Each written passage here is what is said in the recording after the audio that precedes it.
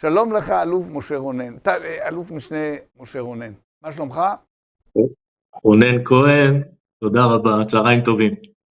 צמאים לדעת, להתפתח, להשכיל בעולמות חדשים? המכללה הווירטואלית לחיים פותחת את שעריה לצפייה בשיעור הראשון של הקורסים הכי מבוקשים, לגמרי בחינם. והיום, קורס בשיטת ימימה, חשיבה הכרתית לשחרור ממחסומים, חיבור לרצון הפנימי שלנו והגשמה עצמית. תיקון עולם מתחיל בך ובך, מכל מקום, בכל זמן. היכנסו לקישור שמתחת לנגן וקבלו את השיעור הראשון בחינם. טוב, תשמע, אתה איש הצפון, נכון? כן, הרבה שנים, כן. הרבה שנים, ואני מאחל לך עוד הרבה שנים. איך פותרים את הבעיות הגדולות שיש לנו בצפון, ואתה רואה את זה גם באופן אישי, יום-יום, שעה-שעה? לא באופן אישי, אני שירתתי בצפון שנים רבות בלבנון, למעשה את כל ה-18 שנים שהיינו שם. איך רואים את זה קדימה? אנחנו באחת הדילמות הכי קשות, ולא רק מהסיבה של התמודדות ישירה מול לבנון. היה ואיראן תממש את איומיה ותצטרף ללחימה, אנחנו נידרש לסיוע מסיבי מצד האמריקאים. ואשר על כן אני לא משוכנע בלשון המעטה בכלל ובכלל שהאמריקאים נכונים להצטרף לאירוע כזה, כי מדובר פה ממש בתמיכה צבאית, זה כבר לא תמיכה מדינית, פוליטית, חברתית ואחרת, זה מדובר, ואנחנו לא יכולים לקחת את הסיכון בהסתברות כזו או אחרת שהאיראנים לא ייכנסו ללחימה, הם איימו והבטיחו, הם גם חצו את הסף וכבר היה לנו את אותו אירוע, את אותו יום-יומיים איתם, כלומר הם כבר עשו את זה, ולכן אנחנו נהיה מושקעים כל כולנו בלבנון, ואולי קצת בחזית רמת הגולן, ואנחנו נהיה חייבים מעטפת קצת יותר רחוקה, בוודאי בהיבט של הרקטות והכטב"מים, מהמזרח הרחוק, מהאזור של איראן. ולכן אנחנו זקוקים לאמריקאים. עכשיו, זקוקים להם לא רק בהיבט הזה, אנחנו גם זקוקים בתגבור של חימוש טנקים, בהמשך חימוש נוסף, כי המלחמה לא תהיה קצרה, וכרגע אני לא רואה את הממשל הזה נכון להצטרף אלינו, והוא גם שומע מתוך הצד הישראלי, מהרמטכ"ל ודרך שר הביטחון, ועד לא מזמן אייזנקוט וגנץ, אבל אין לי ספק שהם עדיין בקשר הדוק וישיר עם האמריקאים, שלא ראוי ולא כדאי להיכנס, אלא לסיים כרגע עם עסקה, ובכך לכבות את האש בצפון ובדרום. אז זה מחזק את האמריקאים שכביכול יש ממשלה שהיא באיזו אולי דעת מיעוט, היא לא זו שמייצגת את העם, יש להם איזה רושם מוטעה בעניין. אז אני לא רואה כרגע את הממשל הזה נכנס, האם אנחנו יכולים לעשות מהלך בכל זאת כזה או אחר? אנחנו יכולים. אני חושב שצריך להסתכל עם עיניים מפוקחות למערכה שיכולה להידרדר, כמו שאמרתי, למחוזות רחוקים ולתקופה ארוכה. טוב, בריק, אתה רוצה להתייחס לפני קטע שמיד אנחנו נעלה? אני רוצה להתייחס, א', הוא צודק. המצלמה שלך היא זו. רונן צודק. היום כניסה ללחימה, שאנחנו יוזמים אותה בתוך לבנון עם יבשה ואוויר, בסבירות מאוד גבוהה, מביאה מלחמה אזורית כוללת, שהאיראנים, יש להם כבר את הרישיון לעשות את זה מולנו ישירות, אנחנו הרווחנו את זה בכבוד, שהגענו להם בקונסוליה האמריקאית, האיראנית בסוריה, והם פתחו ישירות מולנו, ועכשיו מבחינתם זה תקדים שהם יישמו אותו. עכשיו, ישראל לא מוכנה למלחמה האזורית בשלב הזה, הצבא קטנטן, לא מסוגל להתמודד בשש זירות יבשתיות, לא מסוגל להתמודד עם אלפי טילים ביום, לא כמו העשרות שהיום יורים. זה אמרנו. זה אמרנו. ולכן, אני בא ואומר, ברית הגנה עם ארצות הברית זה הכרח. היום ישראל לא יכולה להתמודד עם המשאבים שקורים מולנו לבד. גם בהכנת הצבא למלחמה, גם בחימושים שלו למלחמה, אבל גם במלחמה עצמה. אנחנו צריכים מעצמה עם ברית הגנה מולנו, שתהיה איתנו גם בהכנת הצבא וגם במלחמה. מה שקורה לנו היום עם האמריקאים זה יותר ריב, מה שהתקרבות. זאת אומרת, יש כאלה שאומרים, מי צריך אותם? נסתדר לבד. אנחנו צריכים להתקרב אליהם וצריך לעשות הכל, כי האינטרס האמריקאי הוא כמו האינטרס הישראלי. היום רוסיה, סין ואיראן מנסים להשתלט על המזרח התיכון, ומולם חייבים לעבור ברית הגנה של סעודיה, ישראל והאמריקאים, על מנת שנוכל להתמודד עם המלחמה האזורית, כי אחרת לא נוכל להיות שם. אם אני אינני טועה, אלוף משנה רונן כהן לא מסכים איתך. אני צודק? אנחנו זהים בניתוח, כפי שאלוף בריק ניתח את זה כרגע. השאלה זה מה בעצם עושים, כי יש פה שני עניינים. אחד, שהמלחמה לא נגמרת. לא, אבל לגבי הנקודה האמריקאית, חכה רגע, לגבי הנקודה האמריקאית, מיד תוסיף את דבריך, אבל לגבי הנקודה האמריקאית, אני הבנתי מדבריך שאתה היית שמח או חושב שראוי שניבדל מהאמריקאים.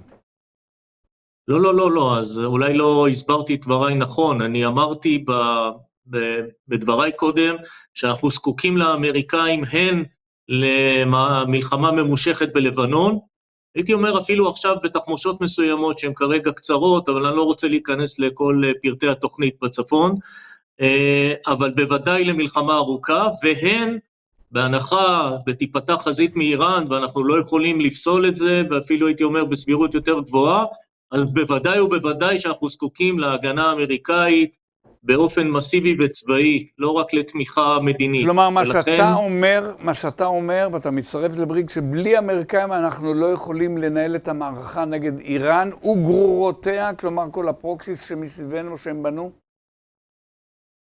כן, בעיקר איראן, כי מול כל השאר אנחנו נלחמים כבר 8 חודשים. יש עוד עניין של כמות לא מבוטלת בכלל של מיליציות שיעיות שחדרו לסוריה, בעיקר למרחב הדרומי בסוריה, מרחב דרה, ויש סכנה גם למהלך קרקעי משם. אמנם זה לא חיזבאללה, אבל בסוף מסה גם מדברת.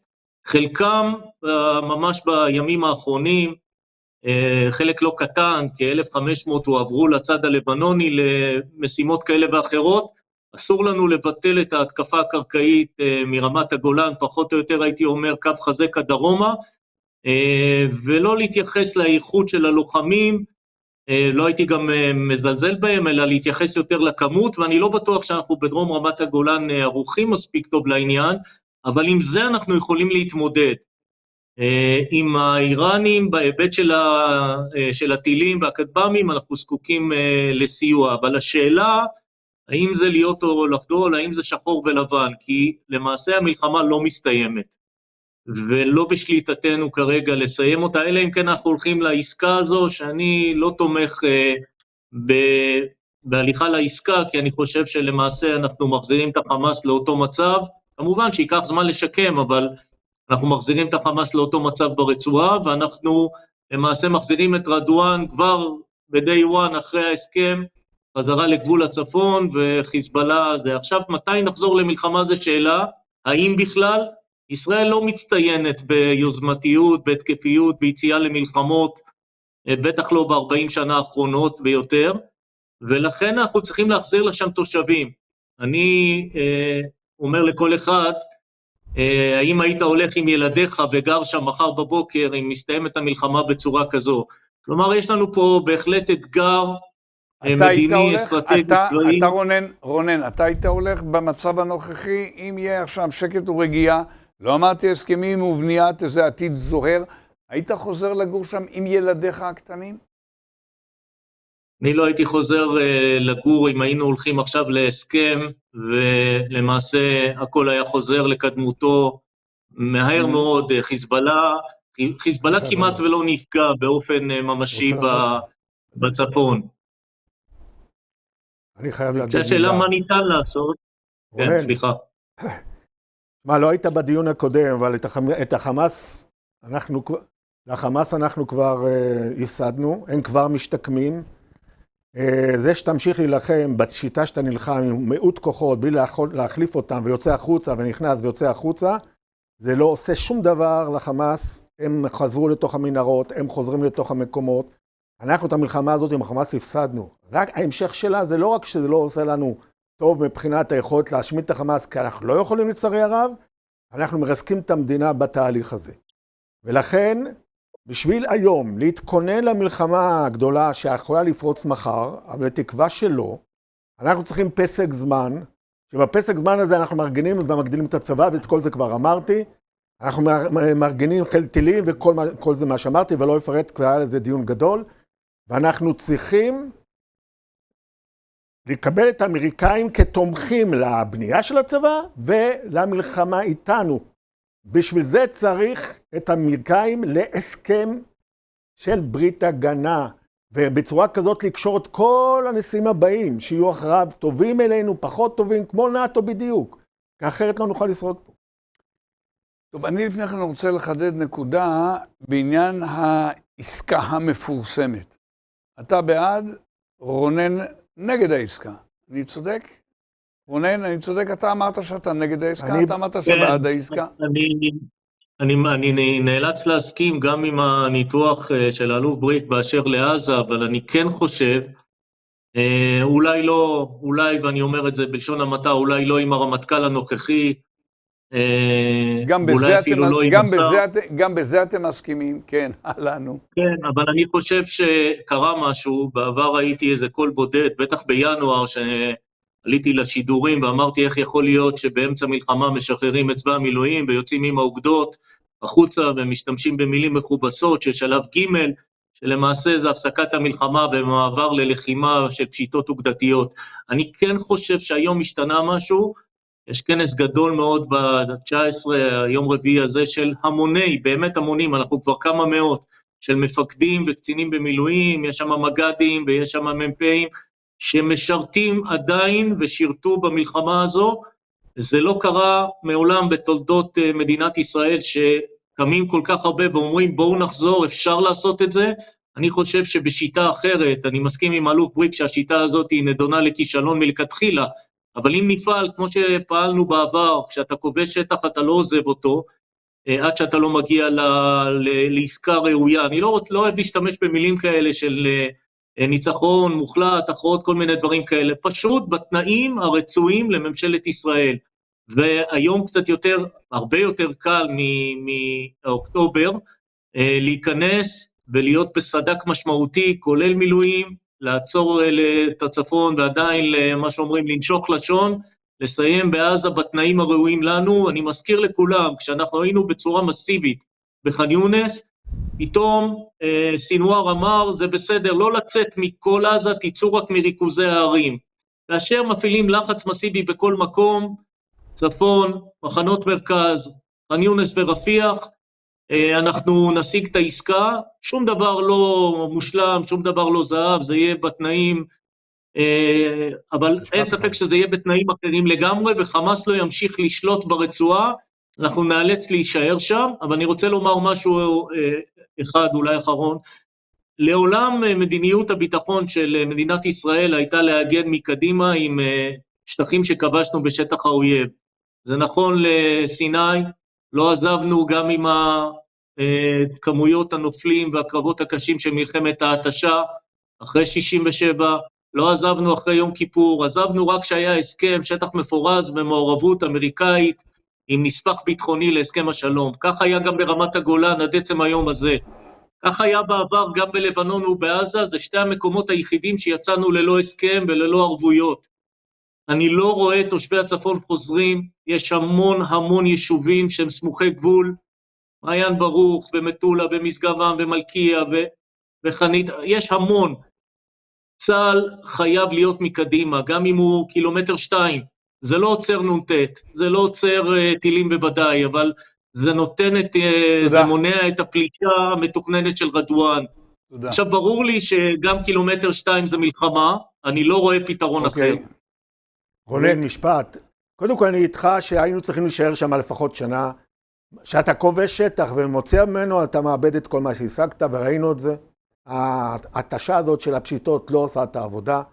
ללא שהות של לפחות שנה, ואז להקים גם ממשל אחר שיחליף את החמאס, אי אפשר לנצח. הבעיה, רונן, אתה חייב לקחת בחשבון, שצה"ל ב-20 שנה קיצץ 6 אוגדות, אלפי טנקים, 50% מארטילריה ועוד ועוד ועוד.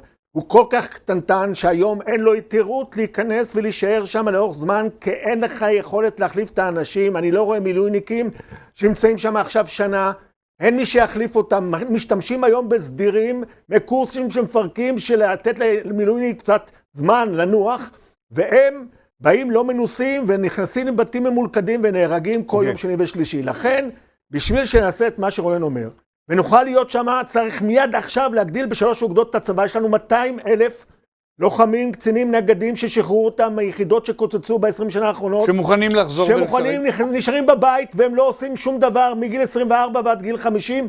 אפשר לגייס אותם ותוך כמה חודשים לבנות 3 אוגדות, ואז אפשר לעשות מה שרונן אומר, להישאר שם, הנקודה.